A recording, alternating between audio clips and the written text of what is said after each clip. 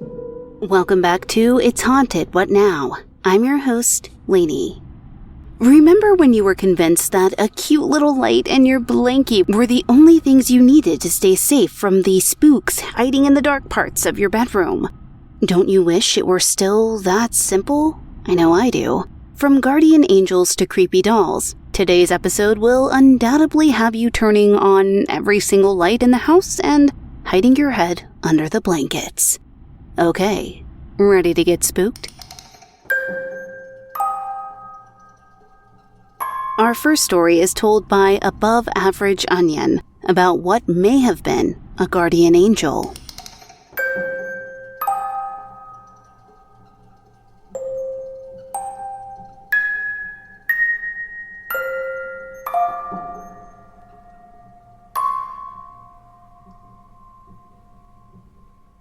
This happened over 40 years ago to me and my best friend when we were about 15. She said she's had other paranormal experiences, but I don't think I have. Anyway, one night after dinner, we snuck out of her house to smoke cigarettes. There was an empty lot next door with tall weeds and grass that we could hide in. After a while, we heard her 4-year-old sister at the back door clearly call my friend's name and say, "Dad said come in the house." We ignored it, and soon her 12-year-old sister came out and said something like, "You better come in now." At one point, we thought we heard something rustling in the weeds, got a little spooked, but decided it was probably one of her dogs. Finally, her dad yelled for her to come in, so we go in, and he's relaxing in the living room. She asks him what he wants. He looks puzzled and says that he didn't call for us. We think he played a joke on us. Totally not like him. He was mean. And we keep bugging him to fess up, but he just got annoyed. Same with her sisters. We figured we could get the 4-year-old to confess, but actually made her cry. They all swore then and years later that they had not called us. I am convinced it wasn't a joke. My friend thinks there was something dangerous in the lot, and this happened to get us to safety. I've always wondered if there could be another explanation, but I can't imagine what it would be.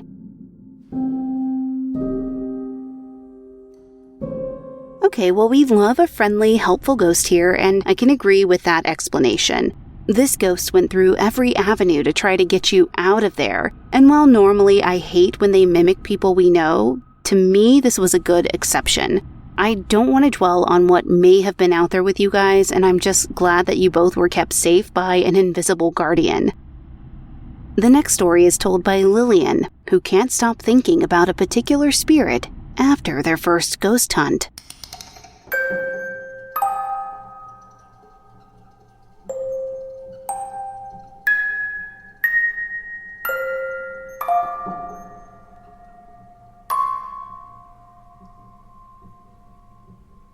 So I went ghost hunting with my fiancé, his mom, and his sister to this mansion that's now a museum. The ghost hunt group was 25 people, including us, so we did our meditation, had a 15-minute gathering trying to welcome the spirits, and then split into small groups in the big mansion. We went upstairs and did a seance. While we were all holding hands in a circle, one of the ghost hunter advisors asked the ghosts to touch one of us. I was expecting one of the ghosts to touch my fiancé because he seems more spiritual than me. A few people in the room started feeling dizzy. I felt a push and something grabbed my shoulders. I broke the circle after feeling startled and began to feel dizzy. One of the ghost hunters had to take me out to ask if I was all right to continue because it seemed like the spirit was attached to me. I willingly said yes, hoping it wouldn't just be me affected by it. So I went back upstairs while my fiancé and the others were investigating a room.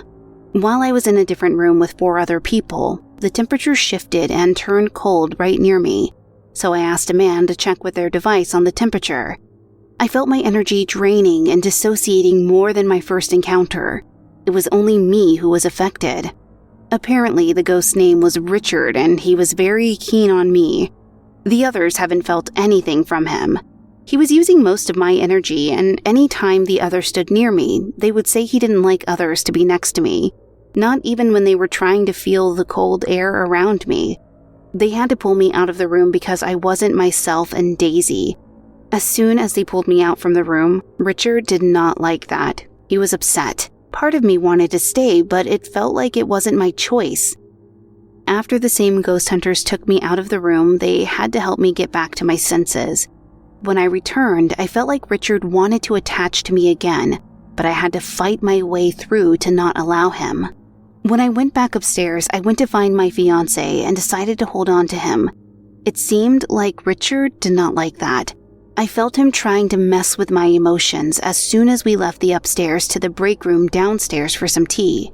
Because I was feeling all weird and not myself, I had to get outside and calm myself down. After exploring the rest of the mansion, it seemed like Richard hadn't tried to spook or use my energy. That was until one of the ghost hunters decided we would go back to the same area upstairs to see if Richard was still there. He was still there, but he was really upset. He was making others feel nauseous and dizzy and drain one of the devices. One of the ghost hunters felt the need to pull away from upstairs because she felt like he wasn't happy. I felt like he wasn't happy with me not allowing him to take control of me. Today, I haven't stopped wondering. Even though I know we did our last meditation to make sure no spirit would follow us home, I still feel weird. I don't even know why I'm thinking about Richard and why I still have his photo on my phone. I even couldn't sleep a wink as I had dreamed about myself coming back to the same room where my second encounter happened. Does it mean the spirit is attached to me?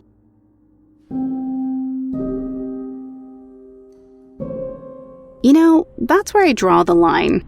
With spirits attaching themselves to people, like, who gave you the right? Absolutely not to any spirit that can manipulate people and especially how people feel.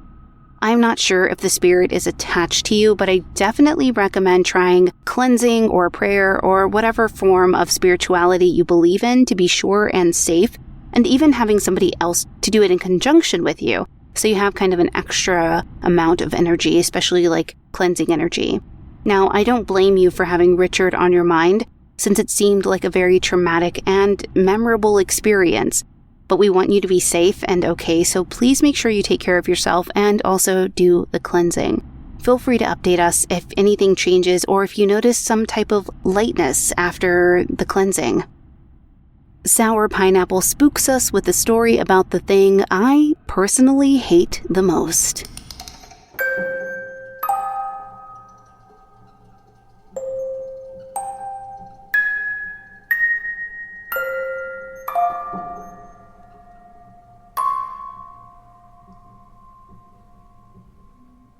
My boyfriend Jesse is indigenous and has had strange things happen to him his whole life and has seen some really creepy stuff. I'll start with this bit of info that may or may not be related to the incident I'm going to share. When he moved into the house he now lives in, there were a bunch of wood pallets stacked in the corner of the yard, and when Jesse was cleaning them up, he picked one up and there were like dozens of children's dolls underneath. He thought it was creepy, but decided to just get rid of them. So he's been living in this house for a few years now. Something happened to him the other week, and then again a few days ago that I figured I'd post here. He got home from work one day and immediately noticed something shiny on his floor. He went to check what it was. It was a little girl's fake diamond earring, and it was stuck straight down into the carpet. He thought it was weird, but that maybe it was his sister's that somehow got there, so he put it inside this shot glass he keeps on his shelf and figured he'd ask his sister about it later. When he was talking to his sister about it, she said she hadn't been in his apartment and that it wasn't hers. Jesse went to get it from the shot glass to show her, and it was gone. So like this shot glass never moves. There's literally dust in it. So what the heck? Where did it go? Then a few days ago, I was hanging out at his house and left to go home around 8-ish. I had pulled into my driveway when he calls me, freaking out. He said he was outside in the foyer area of the house doing laundry, putting stuff in the dryer. The wall that the washer and dryer are against has a big open gap at the bottom of it that you can see the crawl space through. This crawl space is literally just that, a small space not big enough for an adult to stand in. It has like all their electrical stuff down there, but it's dark and creepy as hell. So it was when he was standing at the dryer that he saw something moving out of the corner of his eye in the crawl space. He looked and there was a freaking little girl staring at him. He freaked the F out naturally and went back in the house without finishing the laundry. He said she looked dead and that her features were like exaggeratedly dead looking. Like I said, my boyfriend has had weird stuff happen to him his whole life. It happened so much that he's pretty unfazed by it. But this shook him. It was like pulling teeth getting all the details from him. He just did not seem comfortable talking about it. I'm wondering, since they've lived in this house a while now, why is this girl just now showing up? Like the earring thing and then actually seeing her. What do y'all think? I have a lot of stories typed out that he's told me over the years since we've been dating. I'm very into paranormal stuff and haven't met anyone else before Jesse that's had so much happen to them. So I decided to document it. A few things I've actually seen myself, but nothing like what he's seen. I can share more if anyone is interested.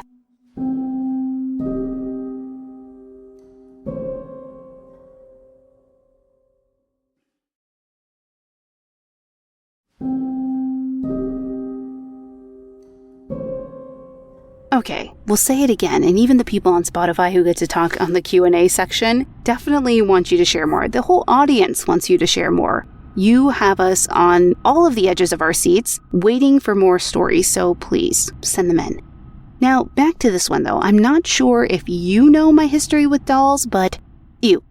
Thanks for that. And I know that my team behind the scenes is like probably rubbing their hands like evil Mr. Burns style because I truly hate them. I have chills on my body. When I think about dolls, it creeps me out beyond belief. Like I can't even think about them safely. So I'm not sure if the preface you had at the beginning of the story has to do with why this activity has started up, but it would be a strange coincidence, especially maybe burning them. Maybe those are her dolls and she wasn't happy about that. And yeah, I hate them. I hate dolls. Again, finding a pile of dolls is gross, creepy. The little girl showing herself. Maybe if you tell us more stories, maybe we can find a trend in what's going on. Again, that's a hint. We want more.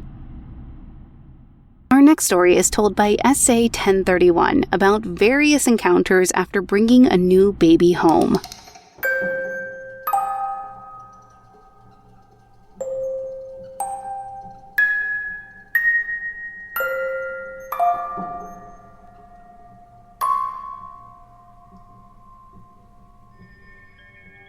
Hi all, I've had paranormal experiences since I was a child. I give a lot of credit to being born on Halloween when the veil is at its thinnest, but recently things have intensified.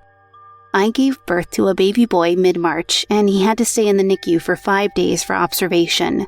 My husband and I brought him home and immediately the physical signs I get when a spirit is near were happening. Albeit I blame them on postpartum healing and hormonal changes. One day I was leaving the baby with my husband so I could meet a friend for lunch, and as I said goodbye to them, my husband shot up as if someone smacked him, and he was freezing to the touch. I brushed it off because he has never had a spirit encounter. That same night I went to sleep in that room while he cared for the baby, and as soon as my son started crying, I heard the floor creak and felt physical pressure on my shoulder, as if pushing me to go get my baby. The next night, when I went to sleep in the same room, the baby cried again, and a firm 3-tap knock on the glass happened until I went back to the bedroom with the baby. A few nights later, I was making a bottle for the baby and he was again crying from the bedroom, and the door slammed shut in the kitchen. The next night, I was again making a bottle while the baby was crying and the light turned on and off 3 times at spaced intervals. This spirit is persistent and does not respond to my talking with it. I've had other spirits that are more respectful when I ask not to be touched or my items not to be messed with. I always make sure to properly communicate as nicely as possible. Anyway, I have a few theories about this, but only one sticks out. We currently live in a family home where older relatives started their lives and raised their families. Many women had negative pregnancy outcomes here, and I fear my newborn is upsetting these spirits. I had a dream this morning about my aunt and my baby in which the spirit was tormenting them. Her baby died at 10 days old, and the family members that lived in our house despised my aunt. A quick edit. I live in one of the most haunted Civil War towns in the US as well, so activity is extremely high.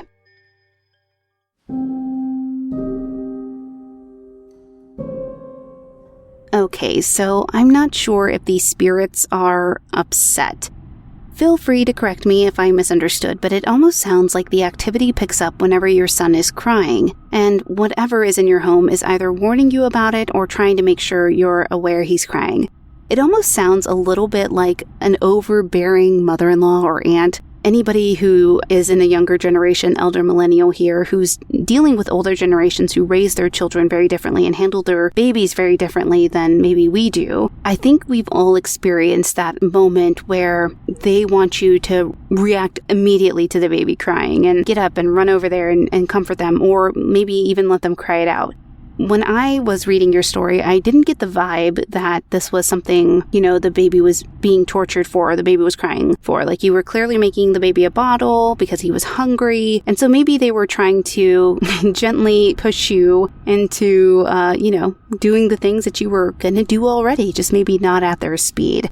But I do think that if you have an intuition or a feeling, you are the only one who knows your child the best. So if you feel that it is a terrorizing spirit, then I would encourage you strongly to build protection around your baby, which is what I do with my daughter.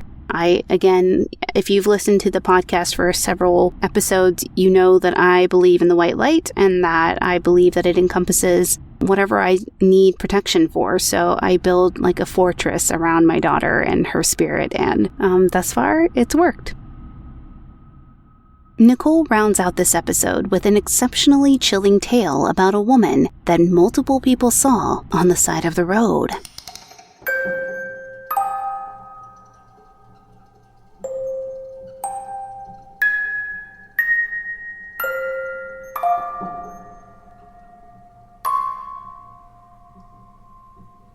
On a fairly busy road last night at about 8:45, there was a human figure. I think a woman, standing almost to the white line on the side of the road, to the point that I moved to not hit them. A German shepherd was at her side and the dog was bouncing, but she was completely unmoving. Shoulders hunched forward, face slightly down and tilted, white hair down past the shoulders, dark clothes that were more like shrouds. The clothes looked like they were a pile of clothes or blankets somehow. It's hard to explain it, really. Also, the dog was kind of pulling or being restrained by what I assume was a leash, though I didn't see a leash or the lady's hands. But the lady didn't move at all. Not an arm, not a shoulder, nothing. Totally still. In that first flash of a second, I'm thinking mentally ill person or person on drugs. But this is the part I cannot get over, and my 15-year-old daughter saw it too. It had no face. It was a complete white void that was 100% not a mask or a covering or anything else. It was actually faceless. There was no dimension, shadow, texture, definition, nothing. It was a blank, pure white that was just empty. I'm truly certain what I saw was not a mask, hood, face paint, or some other costume or prank. I've seriously never seen anything so messed up in my life. I wanted to turn around to look again, but my other child was scared and crying from our reactions and begging me not to. So, I didn't. She didn't see it like me and my older daughter did. I got home and posted on a social media unexplained phenomenon group for my state, and someone else had seen it and was unnerved by it too, but didn't see the blank face. Another person had called it into the police, saying the woman was sitting with her back to the road as they drove by, and the police checked the area with no findings. I'm open to finding out more about this from people who may know. I've driven on this road thousands of times in the last couple of decades and never saw or heard of this before.